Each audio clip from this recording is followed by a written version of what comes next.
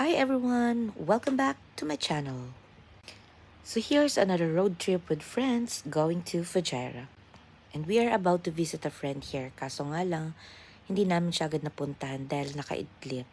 At syempre dahil gutom na, dito yung ending namin.